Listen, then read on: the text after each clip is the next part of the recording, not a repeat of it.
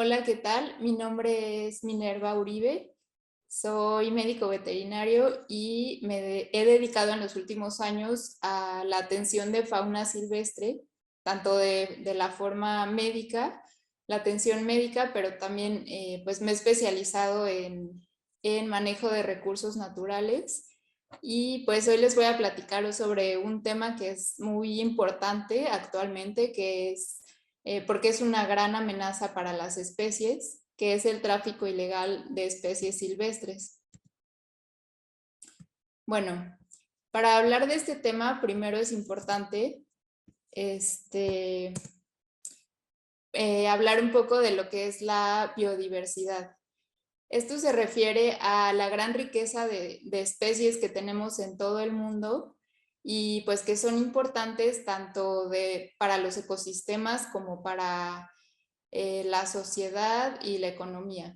Entonces, como podemos ver aquí en este mapa de México, pues tenemos muchísimas especies que, pues la situación de México, la situación geográfica hace que tengamos muchos ecosistemas y eso pues hace que seamos un país muy rico en especies. Por eso es que se le llama a México un país megadiverso y, por ejemplo, pues tenemos en mamíferos somos el tercer lugar de diversidad de especies en el mundo. De anfibios y plantas somos el quinto lugar y de aves somos el octavo lugar. Y, bueno, se me pasó, el segundo lugar en reptiles, en número de especies. Entonces, pues como podemos ver, tenemos una gran riqueza y esto a pesar de que México solo ocupa el 1% del territorio total del planeta y sin embargo albergamos el 10% de la diversidad total de especies del mundo. Entonces, pues como les decía, la biodiversidad es muy importante porque nos provee diversos beneficios que le llamamos servicios ecosistémicos, que son, por ejemplo, la captación de dióxido de carbono, la recarga de mantos acuíferos, el mantenimiento de suelos fértiles, entre otros. Sin embargo, pues hay diversas actividades humanas que representan una amenaza a esta biodiversidad, por ejemplo, la agricultura, la ganadería, la urbanización, la cacería ilegal y el tráfico ilegal de especies. Entonces, pues todas estas amenazas llevan a la modificación y fragmentación de los hábitats. Y ya hablando particularmente del tráfico ilegal de vida silvestre, pues es considerado un delito, obviamente, en la legislación ambiental. Y como definición, pues involucra tanto la extracción, acopio, transporte, comercialización y posesión de especies tanto de flora como de fauna, mediante la captura, caza y colección de estos. Entonces, bueno, es importante recordar también que no solo se refiere a los animales o plantas vivos, sino que también incluye partes o subproductos de estos. Entonces, pues es un delito muy importante a nivel mundial. Es, es casi igual de importante, digamos, que el tráfico de personas, tráfico de drogas, productos falsificados y representa como el segundo lugar, la segunda amenaza para la diversidad de vida silvestre a nivel mundial. Entonces aquí les puse las imágenes de las especies que son más traficadas en México. Tenemos aves, bueno, está el tucán, la guacamaya verde, la guacamaya roja, también están los monos, mono aullador, el mono araña, y pues también otras aves como el halcón de Harris, pero también hay reptiles como la iguana verde, la iguana negra, las serpientes también del género Crotalus, que son las de cascabel, y también esta tarántula de rodillas rojas.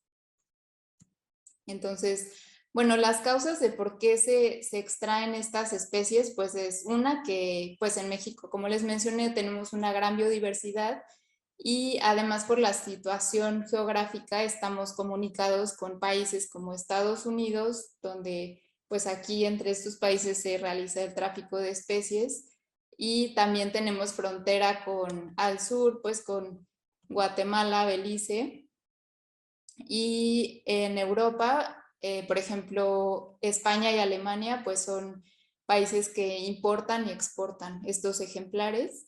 Y ya hablando como de la demanda del mercado, en Asia es donde se presentan la principal demanda de estos ejemplares.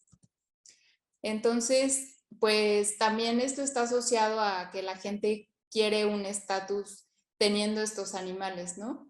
Y en algunos casos también se les atribuye un valor medicinal o pues se les tiene como mascotas exóticas, trofeos de caza o subproductos en forma de artesanías y joyas. Entonces, lamentablemente en los últimos años, pues estas actividades de tráfico ilegal han aumentado a pesar de que se han establecido leyes para evitarlo. Y pues esto se debe a que es un negocio, digamos, con altas ganancias y hasta cierto punto, pues de bajo riesgo.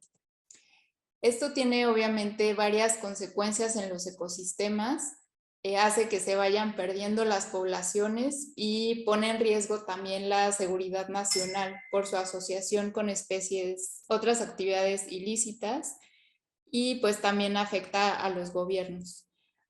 Además de que hay otras consecuencias, ¿no?